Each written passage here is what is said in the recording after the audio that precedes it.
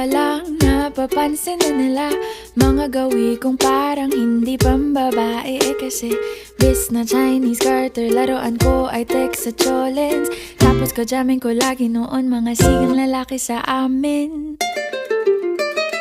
Nung ako'y mag-high school ay napabarkada sa mga bay.